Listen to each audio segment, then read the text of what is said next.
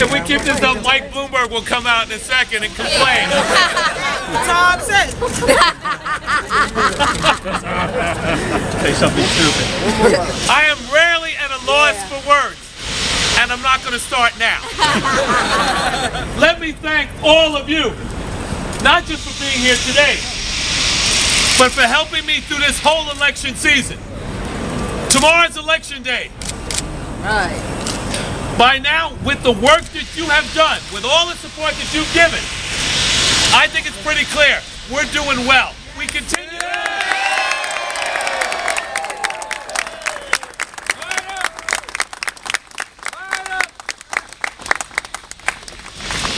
We've tried to make this election about the future of the city of New York. We've tried to make it about the people of the city of New York. We've tried to make this campaign about a vision for the future. That's what this is about. It is looking at an education system that's failing our children. We know we need to turn it around. This is looking at the lack of affordable housing. Our neighbors are being pushed out of this city, one after another. That's right.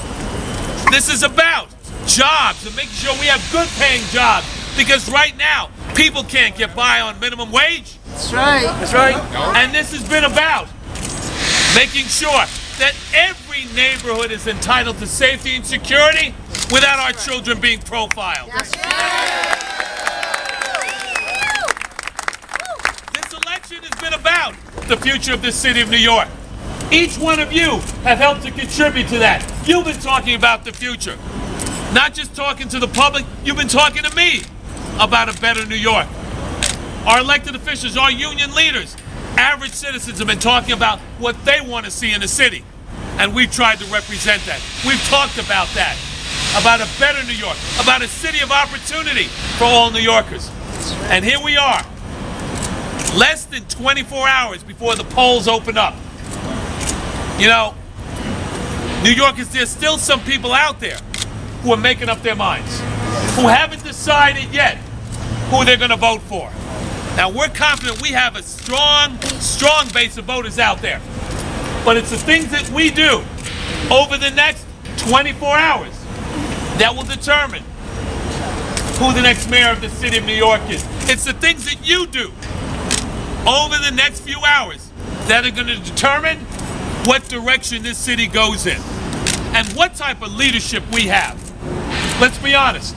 We're looking at others who are coming up with imaginary proposals, who are out there promising the world to the people of the city of New York, and we know it's not serious. No. We know their promises that can't be kept.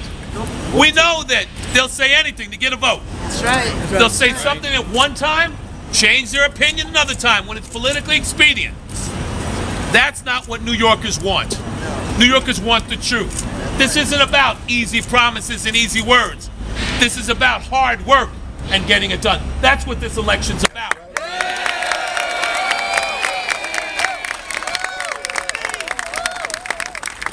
So over the next few hours, it's the things that you do that will determine what direction this city goes in. Let's knock on those doors. Let's make those phone calls. Let's reach out to people on the street. Let's make sure that we don't have any regrets on Wednesday. Let's make sure that we reach out to everyone, everybody, and let them know that we have a candidate who doesn't want to lead from behind, who wants to lead from in front, and who will stand up and fight for everyone in this city. Let them know we have a candidate. That candidate's name is Bill Thompson.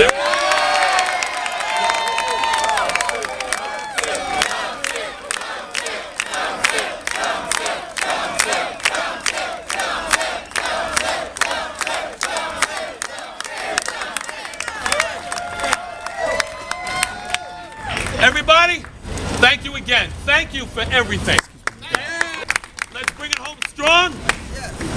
And then Wednesday, we move forward again. We keep... Thank you, everybody. Thank you. Bill, will you tell us about the latest poll numbers where you've moved up and you're like in the number 2 position here? You know, again, whether I'm in second, whether I'm in first, whether I'm in third or surging, not, I think we all have understood these polls are inaccurate. They continue to be inaccurate.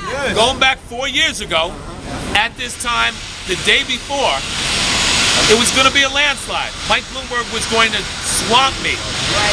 I think I heard one say it was going to be a landslide. Another one said it was going to be an overwhelming victory for Mike Bloomberg. And yet and all, when the polls, when the numbers got counted, when the ballots were cast and people started to look, we were that close. Years ago, Freddie Ferrer's here. 2001, the polls were inaccurate. 2005, the polls were inaccurate. Bill Thompson, 2009, the polls were inaccurate. That's right. 2013, is there anything that's different? No. They're still inaccurate.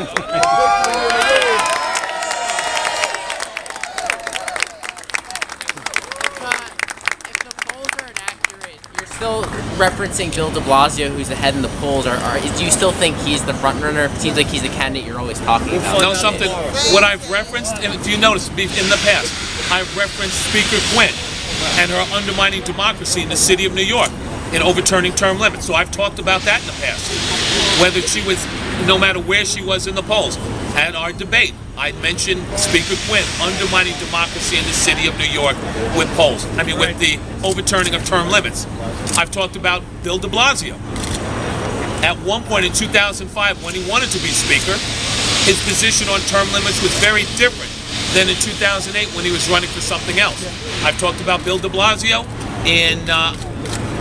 when it comes to term limits. I've talked about Bill when it comes to member items. When he was a member of the city council, he had one opinion about member items. As a matter of fact, he was a huge beneficiary. In 2000 and, this year, when he is the public advocate running for something else, he's against member items. It's the same thing with the watch list of bad landlords and slumlords. They're on the list, and all of a sudden they wind up as major contributors. It's the same thing with the out-of-borough taxi plan.